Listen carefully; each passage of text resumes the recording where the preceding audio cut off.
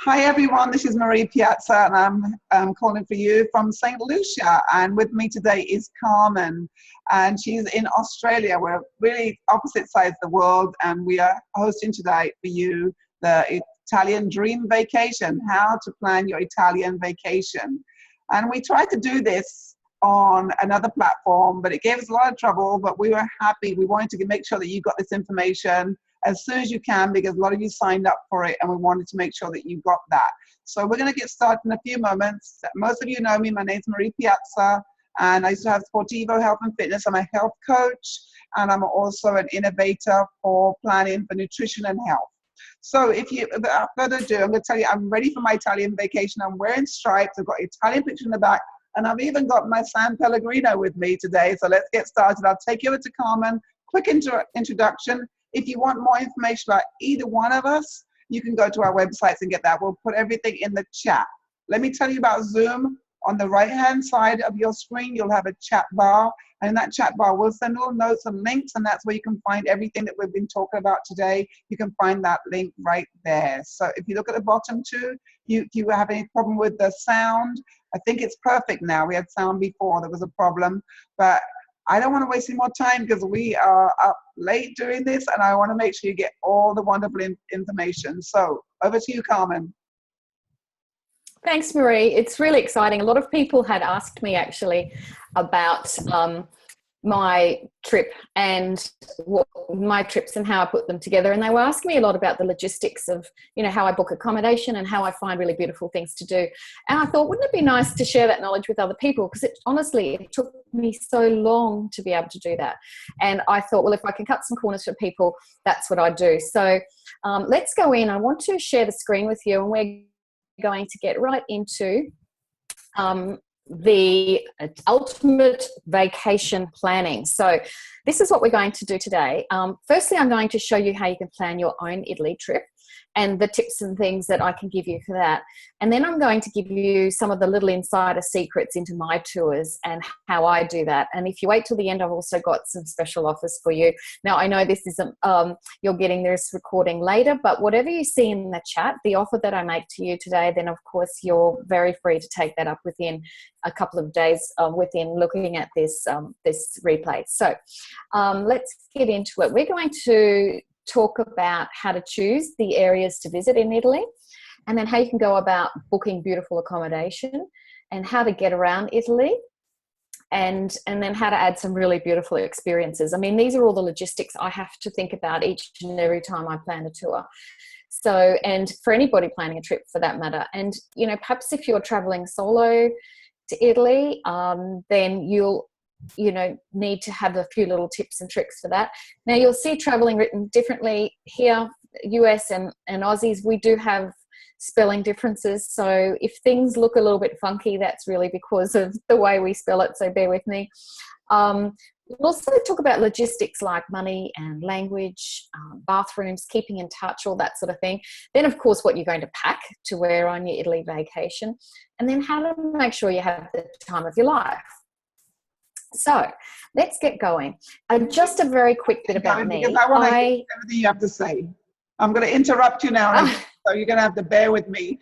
Okay. I think we forgot to tell everybody how we have this Italian connection. The fact that I'm married to an Italian, and I have my kids have all Italian names, and I go to Italy often, but there's a couple of places I haven't been to in Italy, and we were talking about that, and that's how we got into this conversation to do this collaboration together. So back to you, Carmen. Yeah, that's exactly right. So Marie and I just became kindred spirits. We both had a passion and love for Italy, and she loves it as much as I do. So that's why we decided to come together and do this. And as you know, two heads are better than one. So just very briefly, I don't want to bore you with my story, but just so that you know, I have a background in school teaching. I was a school teacher, and being a creator and an explorer, I really was a little bit bored in that job. And so I went out to find something new in the world. And when I was pregnant with my second child, I studied garden design, and I started creating really beautiful gardens for my clients. And then later I decided to add interior design into the mix because I could work on the inside for people and the flow from the inside to the outside. And currently I design homes and gardens for clients here in Australia, and also for online clients, not so much the garden, for the online clients. And then I've also got my online design school to help people design their own home, and there's courses and things coming up for that. There's nothing going at the moment. They're a little bit seasonal, so stay tuned for those as well. Now, a little bit about why I'm doing Italy. I just guess I dreamed of taking trips to Italy, and I decided that I wanted to create the type of tour that I wanted to go on, and I just couldn't find out there in the marketplace. So I also just wanted it to be about a celebration of women spending time together and hanging out in a beautiful country and doing amazing things. So I really thought it would just stay in my head as a vision, but I decided that life's not a dress rehearsal and I didn't want to die wondering. So I thought, well, what if I take a leap of faith and do these trips? And so that's exactly what I did, and started taking my tours last year, and it was a really exciting time for me. And so that's kind of a very quick idea of how this all came together. And a bit more about Marie. Well, Marie, I can let you talk to this if you like. I just wanted to give them a quick idea of your business. Are you happy for me to talk, or would you like to talk about yourself? Up there. Let me unmute myself so we get no sound there. So when you were talking, no, you can go ahead. My story is not. Okay, all right. I think I'd love you to just talk about me, because you did a fabulous interview with me on your page, your website, your beautiful website, and everybody's still talking about it. So if they want to get the more, they can go there. But you can go ahead. I appreciate that. Okay. Sure. Well, poor Marie, it must be terrible. She lives on a tropical island of St. Lucia in the Caribbean. So we all feel very sorry for her. It must be just dreadful. Marie helps courageous, ageless women over 45 to reshape their lifestyle. And she helps them work on a number of things: their mind, their body, their freedom, and their soul. And the freedom part comes in with this travel, because she's really passionate about getting women to integrate travel into their well-being regime as a way of being happier and more vital, and having this fulfilling part of her, a woman's life. So that's where Marie and I decided that trips to Italy were really great for women on a soul level as well as a mental health level. So let's talk about what comes up when you're planning your trip. Now, this is how I felt when I first started. You become a bit overwhelmed about where to start when you're planning your trip. And everyone has this FOMO, this fear of missing out, that if I go to Italy, what if I don't see the Colosseum? And what if I don't see, every single monument that is on a list? And so the FOMO really is a big thing. Also, people's time constraints are an issue, and knowing how to narrow your focus. What do you go and see? And because there's so much on offer. And then also the logistics, things like getting there and getting around and that sort of thing. So we're going to go through that today. Look at that beautiful picture at the top there. There's in Genoa, there's this most beautiful cemetery, which I'll be visiting this year. And this cemetery has these beautiful statues, but she looks overwhelmed. So I thought she was perfectly apt to go into that picture. Now, there's 20 regions of Italy, and this is what people don't know. And if you do understand the regions, it actually makes your decision-making a little bit easier, because you can focus on a region rather than a city. And I think that way you can get to see, within that region, you can do that region really well without just skimming across it and perhaps doing one city.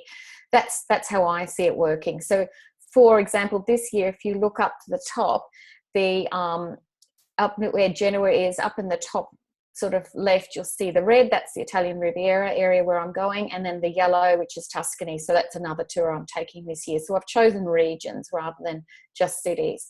Now, I'm not going to go through all of this because it's quite time consuming, but because you'll have this video, you can stop it and have a look. But basically, you've got the northern areas of Italy right up the top. And they're all quite different. They're, cooler, they're up towards the mountains, that sort of thing. So if you go through, as you can see, there's a lot of different regions within northern Italy. And so you need to kind of learn about each one and research them to see which one might suit you. So, for example, we're going to Liguria, which is along the coastline bordering France. So we're doing the Italian Riviera and the Cinque Terre.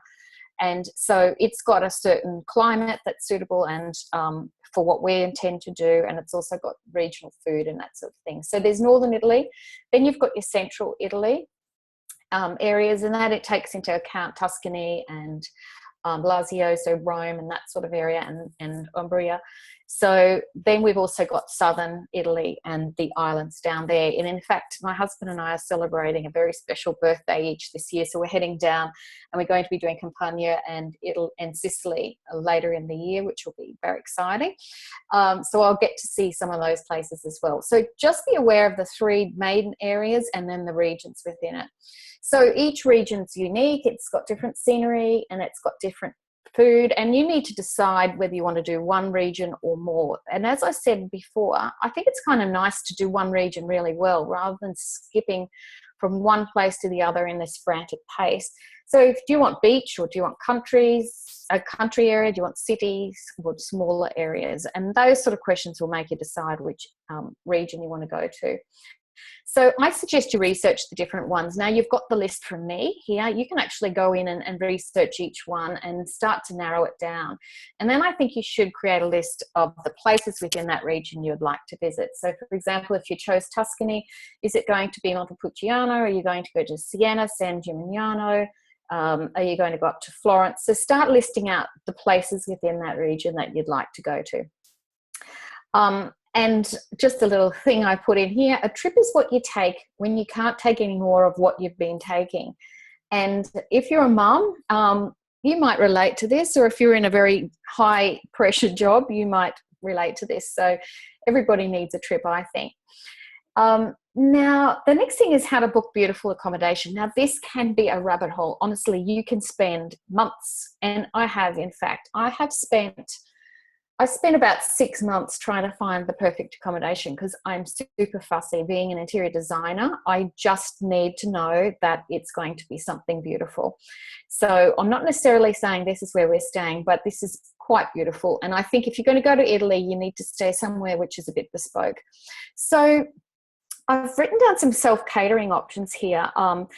And these are the ones that I actually find really handy. So Airbnb, home away. I love home away. I find that I use that for my trips. I use Airbnb for my trips as well. Everyone's always panicking that, you're going to get to a city and the accommodation's not going to be there. But I can tell you right now, I've used Airbnb in Rome, in Turkey, in Australia, in New Zealand, and I've never had a problem. Home away I love as well. They've got a beautiful array of places, apartments and homes there, and House Trip and Home to Go. They're all really good for self-catering.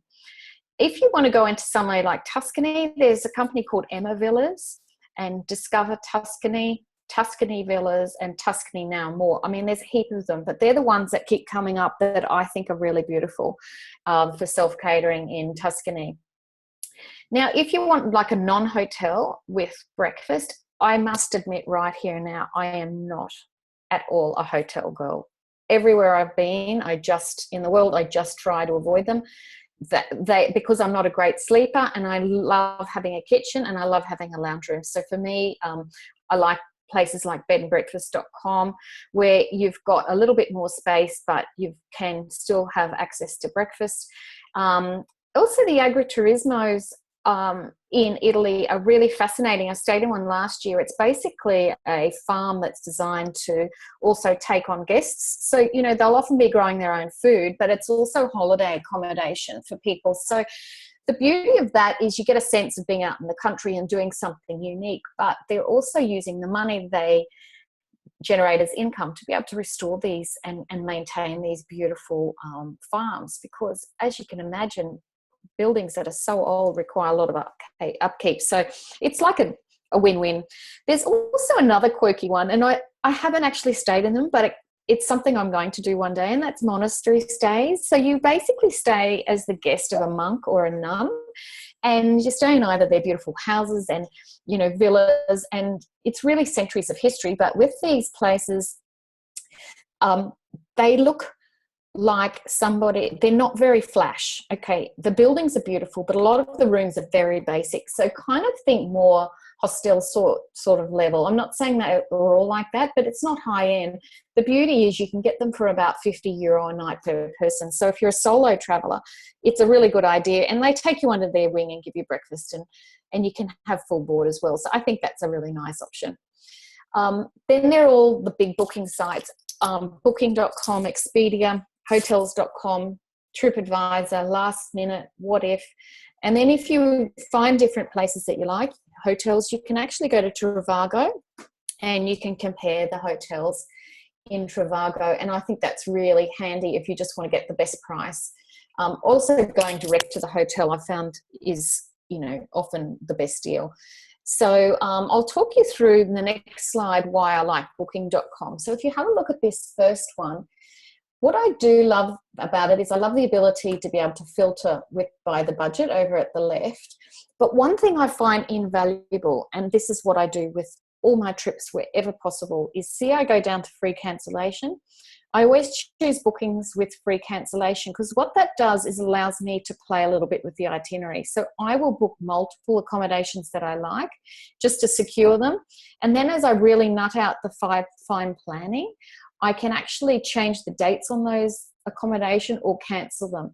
Now, with a lot of them, you don't even need to prepay. So you can go in and book, you don't have to prepay, and if you cancel, nothing happens. The other thing is you can, even if you do prepay and it's got free cancellation, it often gives you right up until, say, 30 days before you visit where you can cancel, and you do get a free refund. I've never, ever had a problem with getting a full refund from booking.com. So I really suggest you do that, and then you can go back and fine-tune your accommodation. Expedia is really good too, because if you look down here, I like how in certain cities, for example, Rome, it'll give you all the areas, so you can focus right in on the area you want to stay in, then click on that, and then click on whether you want breakfast and then what type of accommodation you want. It's quite niche, and you can get quite niche in what you want. So Expedia is good for that. And what I just wanted to share on Airbnb, and you might be used to this in the US, I'm certainly not used to it in Australia. I'm noticing in Europe, with a lot of the places I've looked at, you can cancel for up to 7 days before and get a full refund, including your fees. Now, in Australia, that virtually doesn't exist on Airbnb, but that's really handy for planning a trip over in Europe, because once you fine-tune your itinerary, sometimes you need to cancel your accommodation or make changes, and I think this just gives me great peace of mind. In the Airbnb too, I've noticed too, they're bringing up featured neighbourhoods. So within your city, if you search for featured neighbourhoods, they'll give you a little bit of a rundown on that particular neighbourhood and tell you a bit about it, and that helps you to narrow your focus. And I found that really good. And I've used that for furthering information, which it's often hard to find on the internet. So once you have those neighbourhoods, then you can go over to the map. So on all of these booking engines, you'll get a map, and then you can get really quite clear about exactly where you're staying. I think my personal opinion is where you stay within the city or whatever is such a key, because you can easily overlook it and think, oh, I'll just book for Rome, and then you don't realise you're on the outer edge and you're spending too much time getting around. So, okay, so in this section, if you're going to do the work and make it real, you need to decide whether you want self-catering, hotel, or a bed and breakfast in, say, something more bespoke. And then you want to find the area that interests you by map and zone. And then if you can make a refundable booking, do that if possible. And then let me tell this, just make a booking and move on. So you can always come back to it. Sometimes you can get absolutely paralyzed and you don't do anything, and you can spend 5 hours and you still haven't booked something. So as I said, that's why the refundable booking, that's why I use that. I use that within my own business, and that allows me to have options. So you don't choose the day you enter the world, and you don't choose the day you leave, but it's what you do in between that makes all the difference. And that's why we need these tours. That's why we need to travel, to have a break from the everyday. Carmen, I have a question. Yes. Yeah, so if how long does anyone have to take to plan to do such a trip? So what kind of timeline would they need to get all this work done in order to have get their trip done? 6 months, look, 1 year? Yeah, I think 6 months. I think, like I've noticed, for example, I'm going to be in Rome in September, October, and most of the accommodation in the area that I want is already booked out. So I think if 6 months is great. It's not saying that you won't get any accommodation. You'll always get accommodation, but you might not get your choice, or you might not get the exact flight you want, or something like that. So I think 6. Yeah, I thought it was a good thing to ask, because sometimes when you plan a trip, especially when you go to Rome anyway, it's that it's too hot in August and everybody's leaving. So it's a kind of odd place to try to go in August, because the people who want to get out the city, because it's too hot there, but when most of the tourists come in. So you need to know the seasons that are really nice. And I know that you have a trip planned for May, and that's a beautiful time to be in Italy. Yes. And you're going to tell us more about that soon. Yes, I'll tell you more about that soon. Yeah, in May, look, I absolutely loved it, Marie. The weather was beautiful. When we got there earlier in May, it was still light cardigan and jeans. And by the end of May, we were in sundresses up in the Cinque Terre. So, you know, there is even a variety in that time of year in terms of what you can wear, but it was really comfortable, never cold and never hot. It was just perfect. So it is a lovely time to go. So now we're going to talk around how to get around Italy. Now, I think this is what most people struggle with a little bit, is the region you will go to will determine the type of transport. So cities are perfectly fine and they're connected by trains and buses and taxis, but the country areas require either a car or a private driver. So the trains will often go out to the major towns or cities, but then you're caught in that town or city. What if you want to go, you know, for example, if between Siena and San Gimignano, if you want to go for a day trip, you can't do that by train. So you need to decide whether you want to drive or you're going to pay a driver. And let me just tell you now, a driver is very expensive in Italy. It's a very registered industry, regulated industry, I should say. And it's not unusual for a full day trip in a car with a private driver to cost you around 1,000 Australian dollars, which I think is around 750 euros. So you have to make that consideration before you book anything. And if you're not the sort of person who feels they can drive confidently in Italy, then you need to consider you need a lot larger budget if you want a driver to get you around. If you stick to the cities, as I said, or if you're on the train line, that's okay. Just something to understand. For example, places like the Cinque Terre have no access by car at all to the towns except Monterosso. So you have to really train it in. And then, you know, people are taking enormous suitcases and they've got to get them on and off the train. So all of those logistics really have to come into play, and you have to be really aware of that because it can be a really difficult trip if you have to catch a train and you've got luggage which is oversized and you don't have a chauffeur to take you in, for example. And the train network is quite good, but it can be unreliable. And I found the ticketing system in the smaller areas really inefficient. You know, there's a whole stream of people lining up in one machine. So it can be a little bit frustrating. In saying that, you know, you just have to wait it out and be patient. But just be aware that it's not always running exactly to time. So you can't be totally committed to a particular time and expecting it will be there. The car hire is reasonable. It's quite reasonable to hire a car in terms of cost, but it can be challenging, especially if you're an Aussie like me and we drive on the other side of the road. So not only are you navigating an area of the country that you're not even familiar with, you have to drive on the other side of the road. And I'm assuming this is the same for most of you, but I could be wrong, but we need an international permit before you go. It's not expensive to get it, but it's still another sort of hoop to jump through. So that's that about getting around. Now, the sites I love for information, the first I use on a daily basis is roamtorio.com. You type in up the top where you're going from and to, and as you can see down the left here, it comes up with all the different options. And if it's on near the coastline, for example, if you're going down to the Amalfi Coast, Positano, it will also show ferry options and things like that there. And if you click into those, you can actually, over on here with the big yellow banner at the top, it'll give you more information. So see down here, it'll even list the taxi companies, phone numbers, and then give you driving directions. So it is an absolute must if you're planning, in my opinion. And I love how if you click on train, it will come up with the route on the map on the right-hand side. The bus route might be different to the train. Well, it will be different to the train route. So Rome to Rio, I love it. Also Trenitalia to book trains and things. You can choose from all the trains on the network, the high-speed trains or the regional trains. It will give you idea of cost and that sort of thing. Now, do you book ahead or not? I've done this in the past, but I don't know now whether I necessarily would recommend it. The reason being, I caught a train from Cinque Terre up to Milan.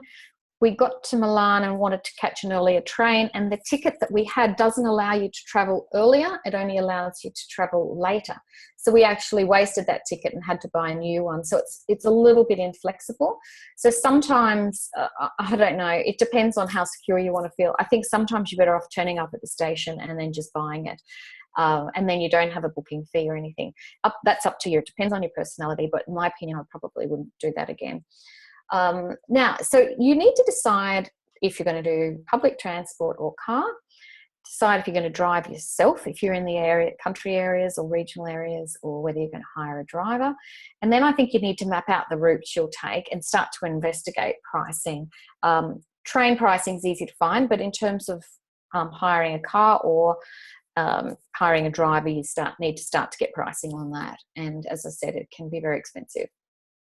Any questions, Marie? Am I boring you yet?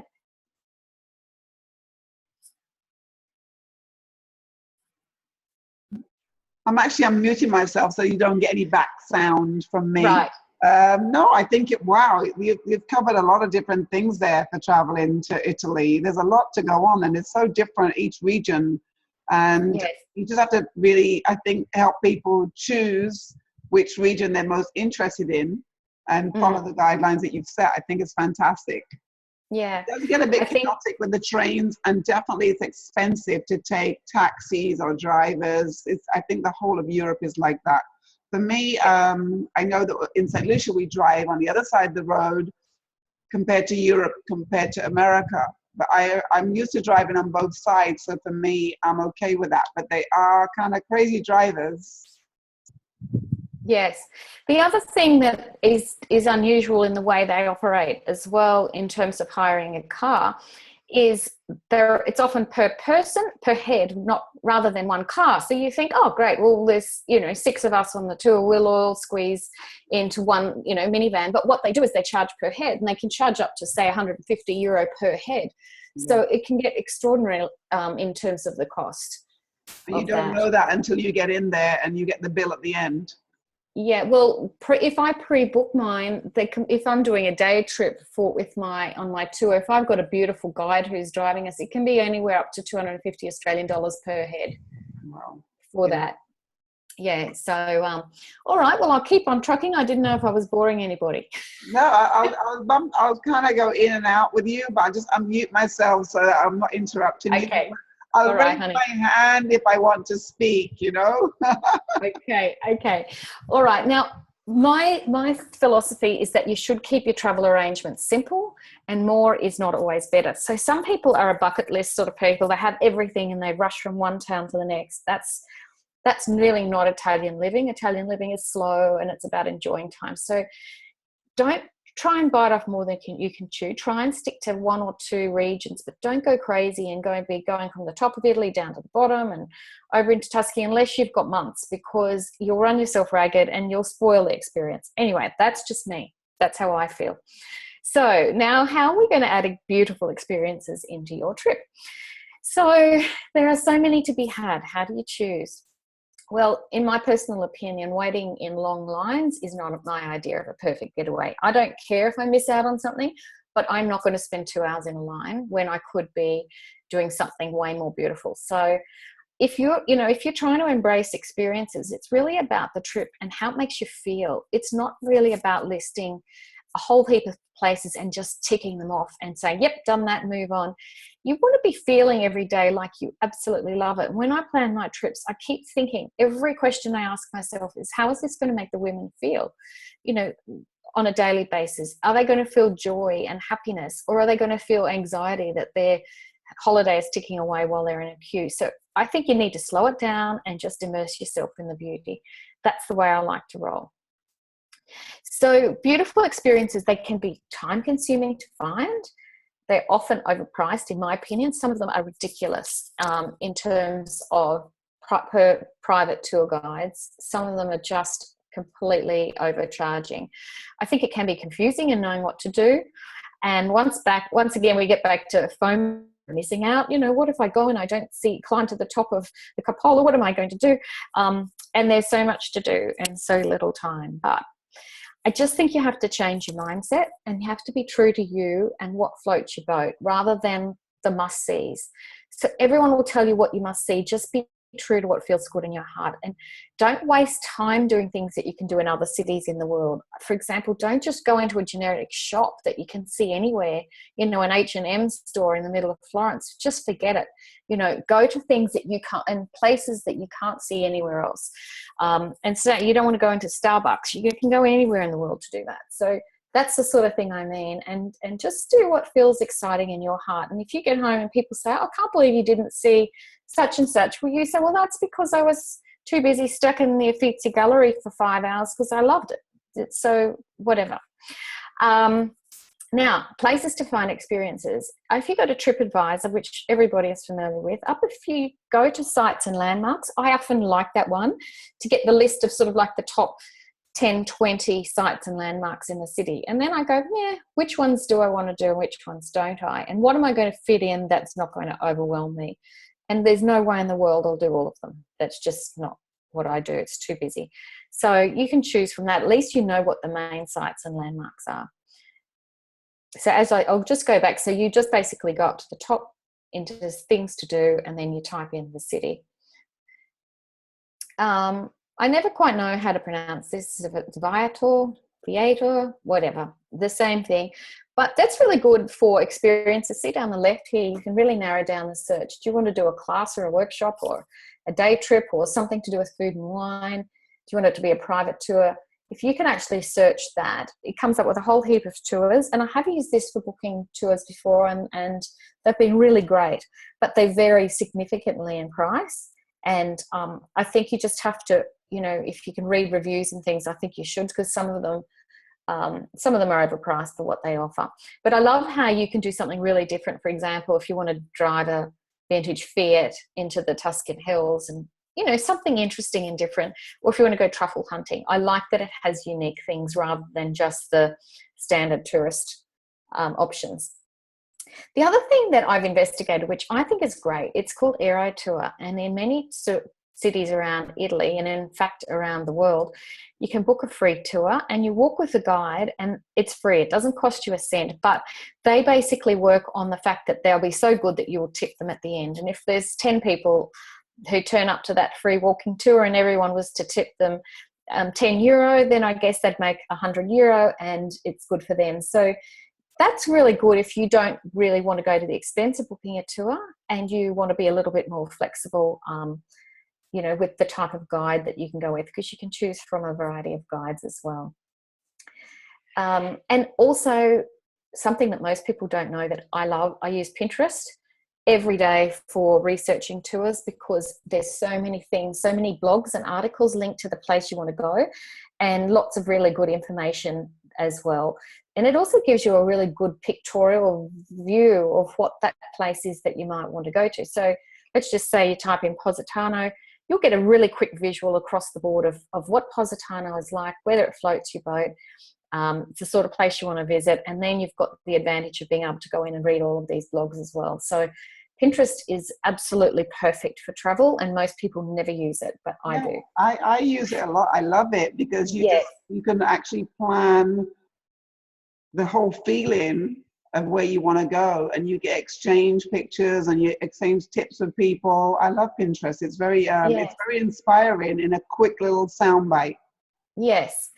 And you can create your own board, and it can be called My Upcoming Italian Getaway, and then you can save all the things you love into it, and then it starts to piece together a trip for you, so it's which a is really vision great. Board. You can make a great vision board. It's your vision board, and then you can start to delete pins and think, no, I'm not going to go there, but you can actually use it as a planning tool. So if you don't use it, I think you should, travelers. Now, this is what you need to do. Make a list of the sites and landmarks that you want to see. And remember, if you don't get through them all, don't kick yourself. It'll be all right. You'll be fine. You'll survive it. And then brainstorm the kinds of activities that would float your boat. Like, I'm an arty, creative person. So the idea of doing an art class in Tuscany really appeals to me. So you might look up something like that. But just don't forget to make gaps in your day. Some people over-plan. And they don't have time to just hang out in restaurants or the streets or people watch or go and relax by the water. And, you know, I kind of learnt that lesson in my last tour. I sort of over-planned it, and thinking I didn't want people to be at a loose end, but in fact was be absolutely happy if you just let us go off and do our own thing for a few hours and just be able to choose their own experiences. So I've made sure there's more of that in my tours this year, and I think everybody enjoys that part of it. I think that's often when your best experiences happen and your great memories happen, when you're just relaxing. So yeah, I think you should work out your itinerary based on a mix of all three things. Now, how to travel to Italy solo. If you could grab that Vespa and go, then you should. I did this in Paris one year and it was terrifying but incredibly liberating. If you're brave enough to get on that Vespa or get a car on your own, then you should. So you can actually take group walking tours if you're going on your own, like the ones I suggested before, the free ones, or you can book a group experience so that you're not alone. You know, there's often between 4 and 10 people in a lot of these experiences. Things I've done in the past before too is I've booked a private driver to and from the airports, and it wasn't overly expensive compared to the peace of mind it gave me when I turned up and somebody's holding a sign and they know exactly where they're taking me, and I know exactly that I've paid for it and how much I paid for it, and I like that. So the other thing is, if I was traveling on my own, I think staying in a bed and breakfast is nicer, where you've got, you know, the hosts kind of taking you under their wing, whereas a hotel, in my opinion, can be a little bit of a lonely place. So I'd stay in a bed and breakfast. And then, of course, you've got to hang around in the piazzas as the sun goes down, which is where all the action is going to be. Have your aperitivo and you have your beautiful glass of Chianti while you watch all of the action. That's a nice thing to do, and it's certainly not lonely when you're doing that. There's heaps of tips, once again, on Pinterest for this. So go into Pinterest and there's lots of information on traveling solo if you want to get inspiration there. I think it's good if you pre-book a lot of your experiences before you go, but then also leave time to just do your own thing. But at least you'll have sort of like a skeleton structure in place. And then, as I said before, book your accommodations so you feel part of a really homely environment. And you can also connect with solo travelers via Facebook groups and solo traveler apps. There's a lot more now where people can, where you can connect with other people who are traveling to the same city. There's particular ones for all females, and it's just nice if you meet up with somebody from across the world who shares a similar passion to you, and you can do that with them, which I think is really exciting. The idea of doing that's fun for me. Now, logistics. I know this is probably boring stuff, but it's stuff everybody thinks about. So I'm just going to go into money. Like, I generally like to travel with a travel card, and they're widely accepted. Mine's a MasterCard travel card. There's no fees attached. So the thing I like about it is I load everything up into it in euro. I know you lose a little bit of money on the conversion of Australian dollars into euro, but I like that everything then is there's no international fee, and it comes out in euro. So I always know what my balance is in euro if I'm spending in euro. So I highly recommend getting a travel card from your bank. Credit cards are widely accepted, of course, but you'll always have the international fees with that unless you have some sort of deal with your bank or credit card company. The ATMs, honestly, are really easy to find, pretty much the same as back home. Of course, if you get out into Tuscany and places like that, the little country towns are less likely, and you might want to travel with cash there. But I certainly haven't found in the past there being a problem with access to cash. But do always have cash with you. I think it's really important because a lot of the little small cafes and businesses will only take cash. And its tipping is appreciated, but it's not really expected. And sometimes the service charge is added to restaurant bills. So, Marie, can I get you to speak to this? I mean, you're married to an Italian man. What is your thought on the whole tipping thing? What is my what? What is your take on tipping in Italy, being married to an Italian man? Well, That's my opinion. I like to tip, but Italians don't like to tip. So whenever we go somewhere and I'm just starting to tip everybody, they go, no, no, no, no. They always kind of tap my hand and say, you know, don't do that. But Yes. the staff like to be tipped, but they know if it's Italian people, they are not going to tip them. But I think you should just tip if you want to. Everybody Yes. appreciates a tip, but it's not so looked down upon as if you were in America or somewhere else. But Yes. I think that when I'm in Rome, people, you're in Rome and you're in a tourist area, they expect to be tipped, and you do. But if you're going with family to eat somewhere, they don't do it. Yes, yes. Sometimes last year when I was the year before in Rome, they put a service charge on the bill of €45.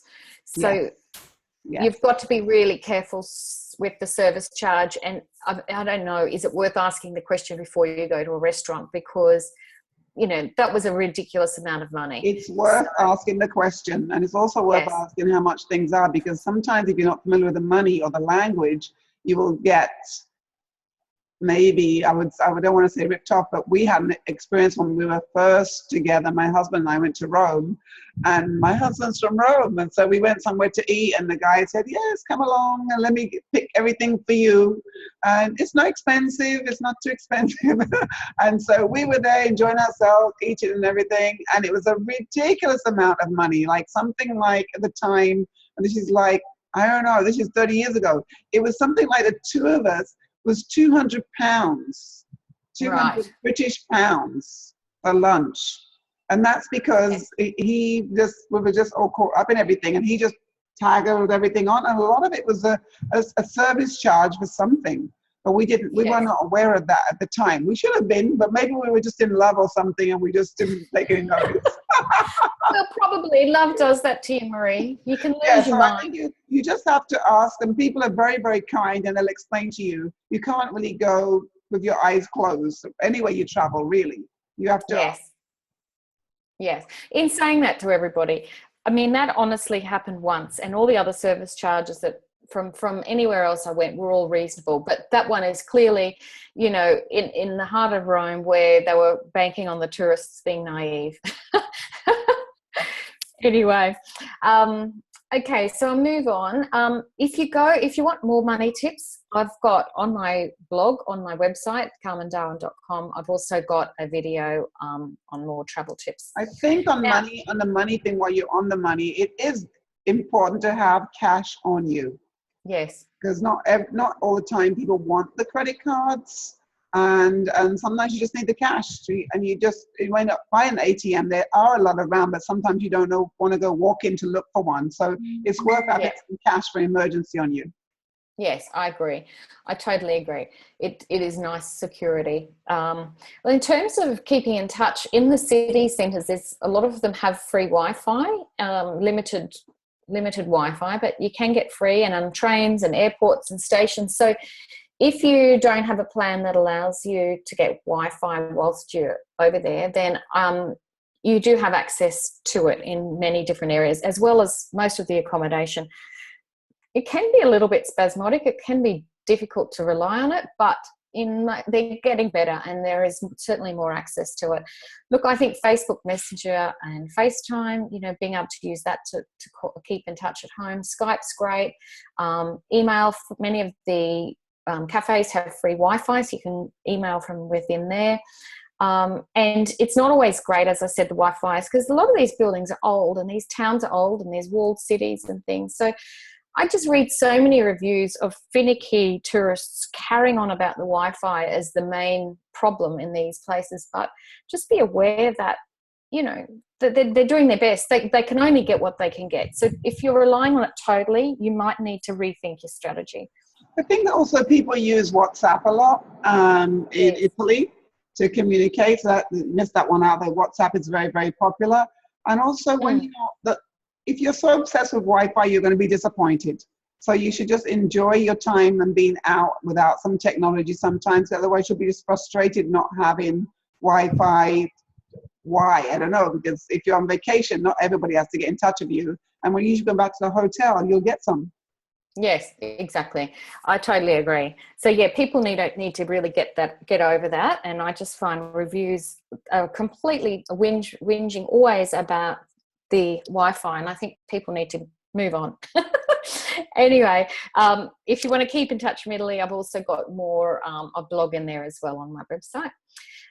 So decide how you're going to stay in touch before you go, which most people do now. And I can ensure you have a good plan if you want to use your service provider overseas.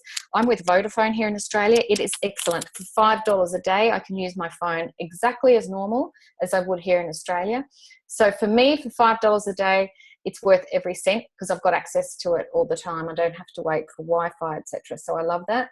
And then just remember the Italy code for the area code for Italy is +39.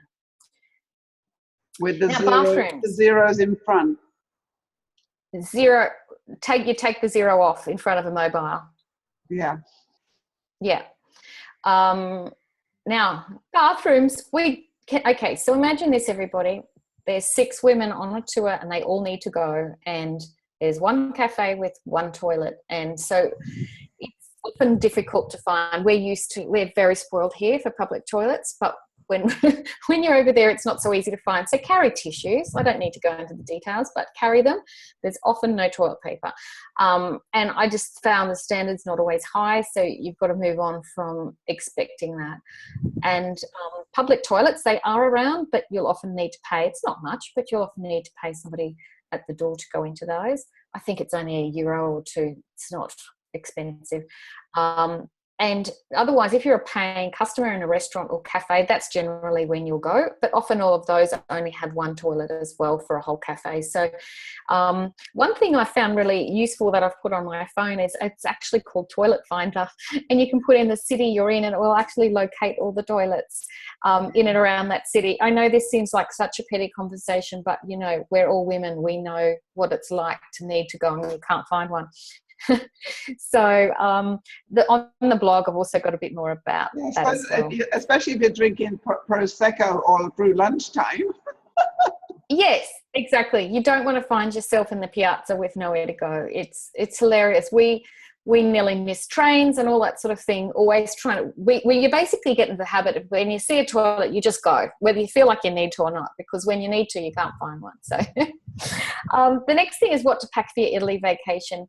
Now, I reckon you just don't overdo the packing, because especially if you're not staying in a hotel, because the places I stay are really beautiful old buildings. A lot of them don't have lifts. There's a lot of steps.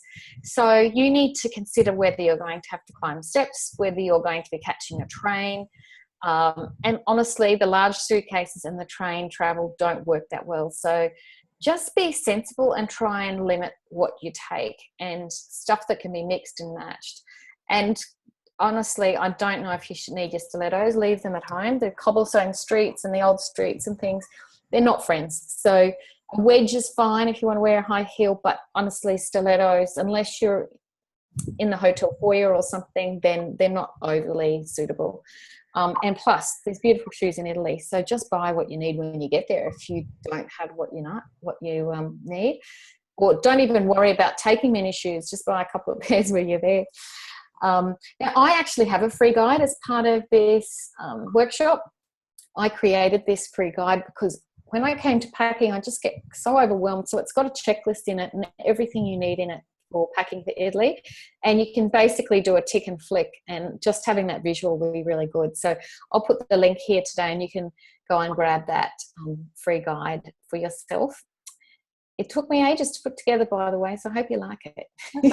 That's a great freebie, I'd say. I mean, packing is the hardest thing. Over the years, I have got really great at it. I used to be one of those people that had 3 suitcases, and then when I get somewhere, I only wear a couple of things, and I have all the other stuff that I've never used, or I leave it behind. I always pack with the intention of thinking I'm going to wear more things than I actually am going to wear. And I want to have lots of choices, but it's such a tedious thing to have too much luggage now, especially with the airlines, and when you have to check in and open the bags. It's easier to pack lighter and shop while you're there. Yeah. I think as you get wiser, and it actually feels really quite liberating to be able to travel compact and small, in my opinion. And you can put another bag inside your suitcase so that if you do come home with extra hand luggage, you've got it. But you can have one that folds up into just pretty much nothing, so that if you do expand your wardrobe while you're there, you've got a backup bag. But yeah, a lot of the girls last year took bags that were big, and they couldn't really even lift them themselves. And you need to be quite independent, I think, and able to get around. Now, also on Pinterest, I've got some more resources. In my Pinterest name is Carmen One, and I have her travel outfits and packing board. So there's also some other really great tips in there if you wanted to go into that. Excellent. So grab my guide at the end of this and use the checklist, and then research the weather for the time of year. May, when we go, as I said, it's a mixture of jeans and sort of dresses. It's kind of in between, but you're better off just layering. You don't need anything too heavy. Obviously, if you go in winter, you need heavy, but you can actually rewear the same things quite a lot, because you can get plenty of wears out of anything before you need to wash it in the cold. And then I think a really good idea is to photograph your outfits and items to pack, and just so you've got a very good idea of exactly what you've got and what you can mix and match. So some of the girls did that last year and they loved it. They woke up and they looked at their pictures and thought, right, well, that's the whole combination. That's what I'll wear today. And off they went. Now, how to make sure you have the time of your life. I think it's really important to travel with people who are looking for fun and laughter and joy.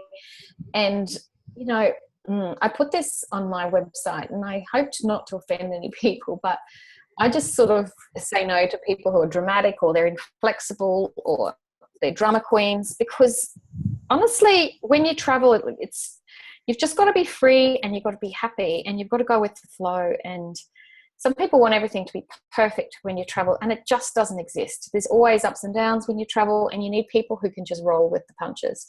So I just think you just need to live every moment embracing the day and having joy, feeling joy. But my friend Sharon last year on the tour, she just said, oh, it is what it is. Whatever happened to us, that became our team motto. It is what it is.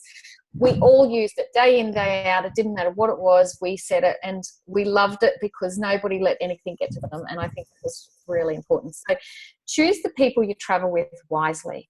I think it's really important. And a lot of people have this gut instinct before they travel with someone. I don't know how this is going to work out. We're not really aligned. And often it falls apart. So anyway, I don't need to tell you anymore. I'm sure you understand. So find unique experiences that are not cookie cutter, touristy ones, and feel free to be you, and make a decision before you go that you're going to go with the flow, and you're going to love every moment despite any hiccups. And also stay in a place that makes you feel good. It doesn't have to be top high end, I don't mean that, but it does need to have some sense of beauty, because at the end of the day, I believe it's so nice to come home to something that makes you feel special. And look, there's plenty of them in all ranges of price. You just have to look for them, and they are definitely out there. And then the other thing is just try and fit in with locals and do the things their way. I think this is really important. I think a lot of tourists go in, they throw their weight around, and they get frustrated with the people who live there. And I just think it's really quite wrong to sort of impose our culture on theirs. I think we're much happier when we just go with their flow and fit in with them, and try to speak their language, and try and do whatever we can to make an effort. I think, anyway, that's my perspective. I hope I'm not ranting. No, I think when you go somewhere, how I learned Italian was, I'll give you a short little story. I studied Italian at school for 4 years, and French and German. And then my Italian teacher was fantastic, but crazy. And then I decided I was going to drop Italian because I was never going to need that language ever. So there you go. Then I ended up marrying an Italian. And so how I learned Italian was because I remembered most of the grammar and the conjugations, everything at school. But when I went to Italy, I didn't understand anything. But my mother-in-law didn't speak English. So she taught me to speak Italian by repeating everything that I said in Italian and correcting me at every word. So she corrected me, and the only words I was allowed to say was si or no. That's it. And so I learned 10 good words that would say yes, no, where are we going, how much is it, just a few basic ones until I got into the swing of it. So that's how I learned Italian, because everybody around me was not speaking English. So you have Yes. to throw yourself into it, because I think when you're in Italy, people speak to you anyway, even if you're not speaking Italian. So you just have to just converse the best, just nod and get the best you can. Yes. I mean, most people understand English in the cities. It was never a problem. In the regional areas, it's a little bit different. But honestly, hand gestures work a treat. And if you're polite and kind and you can say your hellos and your goodbyes and your thank yous, then you can generally get by. So you don't need to get too caught up Yeah, and I with think worrying. I too think, that a lot of people in Europe like to speak English, and they like to yes. experiment, and they learn English at school, so they like to try speaking English. So you're most of the time you're very fortunate. You're going to find people that speak English, so you can learn Yes. to speak a few Italian words. Let them speak English as well. Yes, yes. My nephew lived there, and he's from Australia, and he lived over there for a year, and it would frustrate him because he was trying to learn his Italian, but every time he'd go somewhere, he was living in Bergamo, and there weren't a lot of Aussies there, as you can imagine, and they would like embrace him, and he would start speaking Italian. They knew straight away he wasn't Italian. They quickly converted to English, and he was like, I'm trying to practice. And they're saying, yes, we're trying to practice too. Oh. Wonderful. So now, I don't know how I'm going for time here. I hope I haven't held you up for too long, but let's just quickly go into a Yeah, little you have bit about about. another 10 minutes or so, maybe. Oh, perfect. All right. So Okay. let's just go a little bit into my design and lifestyle tours and sort of like the insider secrets of what I put together. So we travel initially to lose ourselves, and we travel next to find ourselves. We travel to open our hearts and eyes. And we travel in essence to become young fools again, slow time down and get taken in and to fall in love once more. And I guess that's what Italy does to me. Traveling to Italy does exactly that for me. Don't need to explain it anymore. It says it all. So in my tours, the areas are chosen for you. So I've chosen Tuscany. So we're doing Florence and Montepulciano and Siena, and all of the areas down through Florence. So we've chosen the Tuscany region for the first trip. And a lot of people don't know this, but Florence is actually part of Tuscany. So a lot of people think Tuscany is just the country areas, but it actually encompasses Florence itself. And then the Italian Riviera. I took this photo last year. My apartment was just above these boats. The color of that is just beautiful, and it just blows your mind, the color. So that decision's made for you. So we choose the two regions, the Liguria, the Tuscany area and the Liguria region. And then also your gorgeous accommodation is booked. And just a little sneak peek, this is what it looks like. So this is this beautiful villa that I found. Honestly, I nearly went insane. It took me 6 months. And when I found this place, it ticked all the boxes. It had to have something that was truly Tuscan, something where it had these verandas, something that had a view out across the mountains. It had to have plenty of bedrooms. It's actually got 2 kitchens where a chef's going to come in and cook for us from one kitchen, and we can hang out in the other. So yeah, that the beauty of this too is that you can't do this sort of thing on your own or with 2 of you, because you need a group.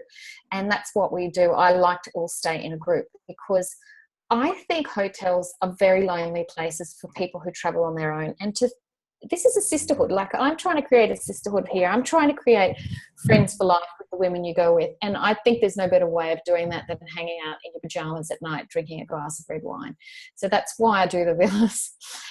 This is the inside of this place. And I love how true and authentic it is, and how they haven't modernized it. I was very, from a design perspective, very fussy about ensuring that it had a sense of integrity about it. A lot of them are being modernized now, and it breaks my heart. So not for me. So we stay together in places that you couldn't stay on your own. This is the bedroom, and look at the view from this bedroom, and it's just dreamy. No little hotel rooms. It's a big villa. Wow, I'd like to go right now. I know, Marie. Can you just imagine you could sit on that bed? Yes, I see myself right there. You could be eating your no cheese. husband, No washing up. No. I know. And in fact, it's a good time to tell people. Some people go, I don't know if I want to go on my own. It's beautiful to go on your own because we're all there for you. But the great thing is you don't even have to please anyone. And sometimes when you come with a friend, you even feel like you have to please them with what you want to do. Whereas it's actually totally liberating as a female to go and only have to I think it's please a very yourself. interesting concept to go with new people, and you don't have to do or be anything you don't want to be, because you're meeting new people, but you can do what you want. Yeah, I mean, the thing is, you're part of a group, but in the downtime, the idea of being able to please yourself, which you can't often do on most big tours, you often very low what you can and can't do. Whereas if you're in this villa and we've got a whole afternoon here, you can read, or you can go for a swim, or you can go for a walk, or you can drink or eat, whatever you want to do. And I think that's really liberating. Yes. So, yeah, and I've put here laboriously, please take that into consideration. Honestly, I drove myself insane. I really had a short list of 8 places, and yeah, eventually you come to one that works, but I absolutely love this one. And I'm not saying I'll use the same ones every year, because I'm the sort of person I am. I always like to go out and find new experiences, but we'll see for next year whether it stays on the list. Now in Florence, once again, I found something really exquisite. And so in my opinion, it had to embrace history, and it was not going to be a cookie cutter room. And this is so different to anything we could find here in Australia and in any part of the world for that matter. Even the mix of pattern and colour, from the pinks to the reds, I just, and the beautiful terracotta floor, I just had to choose something that you would walk into and you would never forget. That's it here. And I mean, I think the fact that these frescoes have survived for this amount of time is just, it blows my mind that the people have preserved it and they've really admired and loved it and nurtured it. So I think that's really exciting. Now, the Italian Riviera. This is our villa. This took me a while to find too. I think it may have driven me even almost insane than the Tuscany one. But when I saw it, I just knew this was it. I just find it so beautiful and something that's so different to where you ever stay for the rest of your life. So we share that villa, that whole space, and there's some beautiful areas outside where you can sit as well. So I've also sorted out how to get us around. So in Tuscany, I found the perfect people to take us touring, and also I've got all the other little secrets up my sleeve about how we're going to get around. But as you can see that's from the veranda of the villa. So we're very close to I don't even know if I pronounce this right, Buon Convento. So we will be able to actually, if you want to, you can walk in there, or we can get a taxi, or we'll drive. I've got these little options up our sleeve, but I've got all of that sorted for you. You don't need to worry. And I've got the trains sorted out now after trialing them before. I know how they work in the Cinque Terre. So as you can see there, the train goes right along the coastline, and we know how to jump on and off between these towns now to really experience them. So yeah, there are fabulous places and everything's handpicked for you, which because I love you, basically. So I had to find places. This is now experiences, things that we do during the day. So I found places that had to be really special, and I found experiences that really had to fill your soul. And that it's hard in Italy choosing what they are because there's so many of them, but eventually you have to pick, and that's exactly what I did. And they just had to blow your mind. I was walking, these are all my photos, by the way, and I was just walking past this, just, your regular stroll through the streets, and this is what I saw. It makes me really emotional. I just can't believe the detail and the work and the love and the attention that goes into these buildings and the art. It astounds me. Anyway, they're the sorts of things we'll see. Oh, and this is my photo from when we were in I can't remember, I think we were in Vernazza in the Cinque Terre, and this was the meal that came out. So the food is just incredible, healthy, good for you, and just everything delicious. So if you want to come on your own, you can come on your own. If you want to come with a friend, you can come with a friend. But I tell you one thing, you will belong to a sisterhood. And at the end of the tour last year, the girls have become beautiful friends, flying to different parts of Australia to see each other, to help each other go shopping, celebrate 50th birthday parties together. There's a real closeness that forms from this, which is, I think, really special. So they're the girls from last year. It's beautiful. So great photo. Wow. Yeah, just beautiful. Not embellished or superimposed. Just we stood there, and the view says it all. Just gorgeous. Manarola, I think that was. Look at the table. Do you just love the mess? I mean, this is showing women who are really enjoying their food and wine. This is an aerial shot. I got up on the chair and took it looking down because I was so embarrassed by the mess, but I was also really exhilarated by just what we were eating. So that's meal times. There the girls are. We just found anything fun to do. We'd jump on this. We didn't know who owned it. We would just jump on this and have a little sit in it, take a photo. And then before we go, I always do a guidebook which has everything in it. So all the information on preparing for your design and lifestyle tour. So everything's in there for you as well. So everything from how to get to the accommodation to phone numbers to packing guides, everything. It's all there for you. So the other thing is I create a private Facebook group for the tour participants before we go, and you can ask anyone questions in there. And this is where we pump up the volume and we get very excited. And I post beautiful pictures, and we shriek with delight as we prepare for our trip. In fact, I think the preparing is just as lovely as the trip sometimes because of the excitement that builds in the group.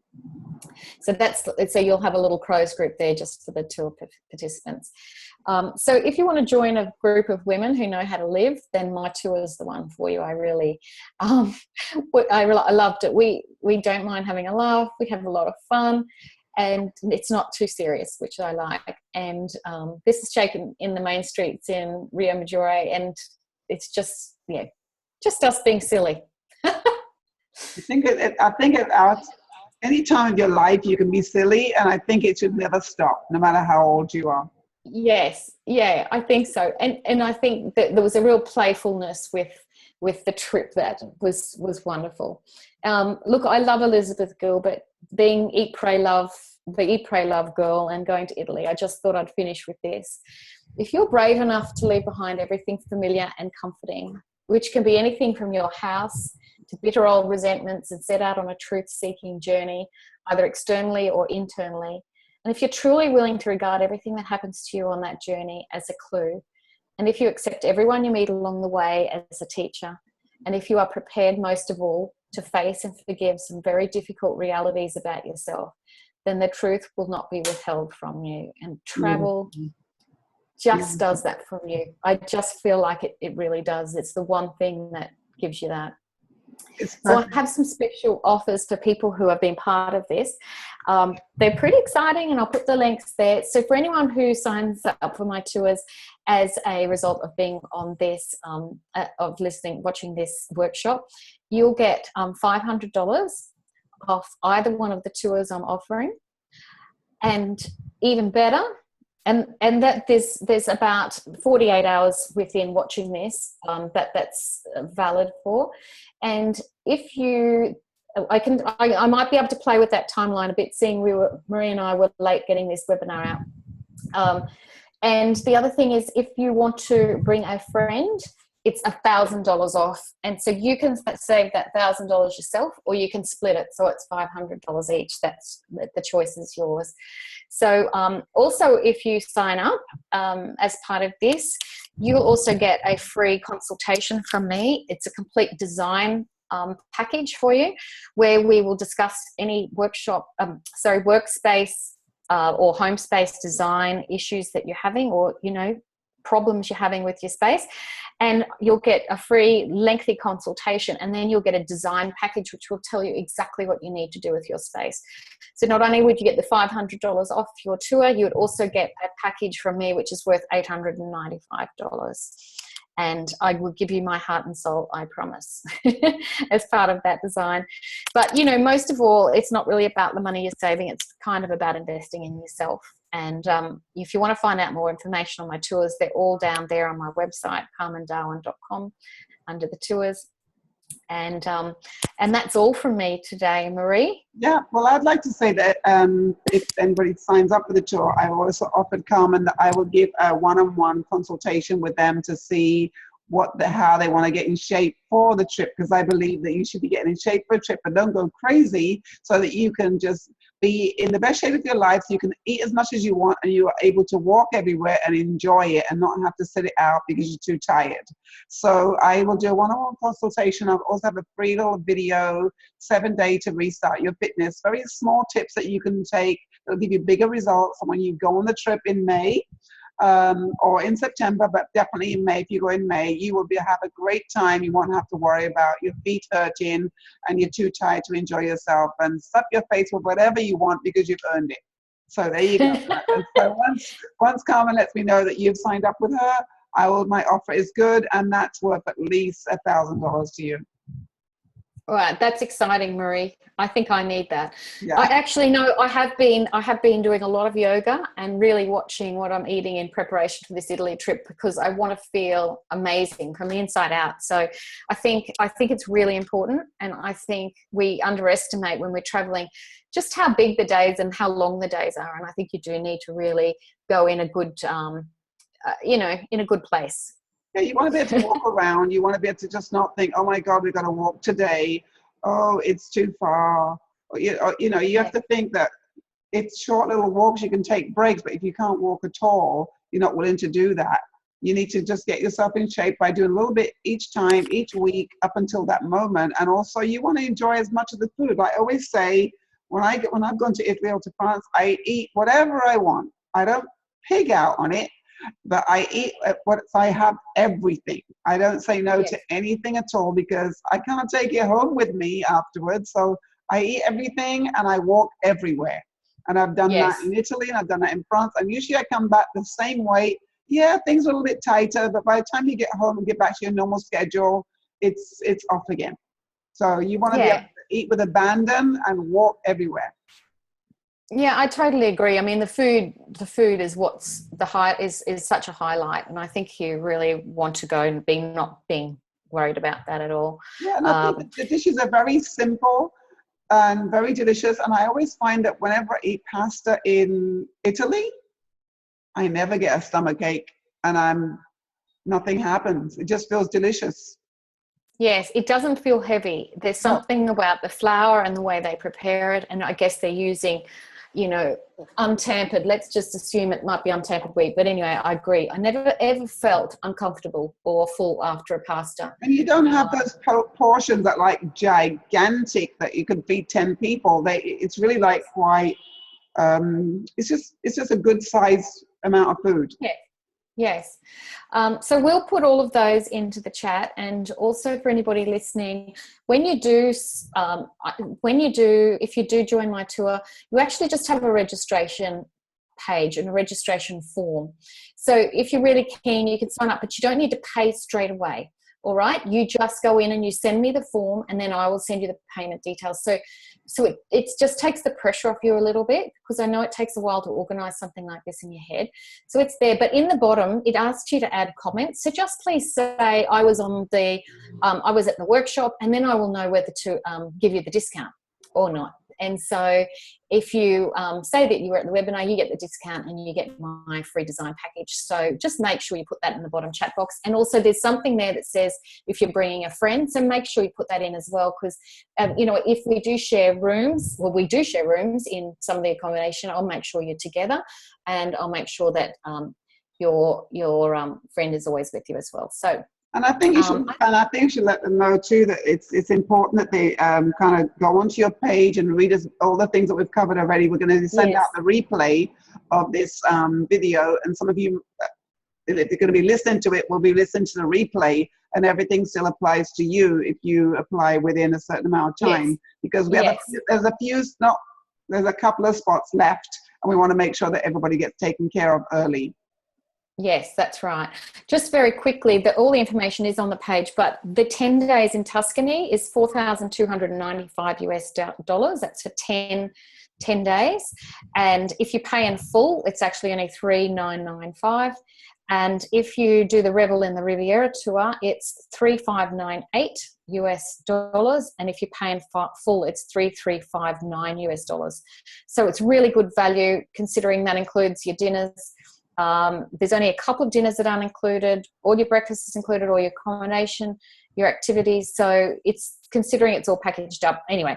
And then if you want to do both, which if 4 people are already doing both, then there's a really good deal for that as well. You can read about that on the webpage as well. Okay. So, all right. Carmen, thank you very much from Australia. Thanks, it's Marie. my nighttime there. It's your tomorrow. You're just starting your day and I'm just ending mine. It's been my pleasure to be on this call with you and on this video. And I'm available. So we'll go back to the page. The page is still up. We have our Facebook page, which is the Getaway, the Italian Getaway. So please go on that page. Join us. So we're still going to post some things right up until the time on that page. So do come on and join us on that page. Thank you so much, yes. guys. Okay. Thank you, Marie. Thanks so much. I loved you coming. All right. Thank you very much. Bye-bye. Thank you. Bye.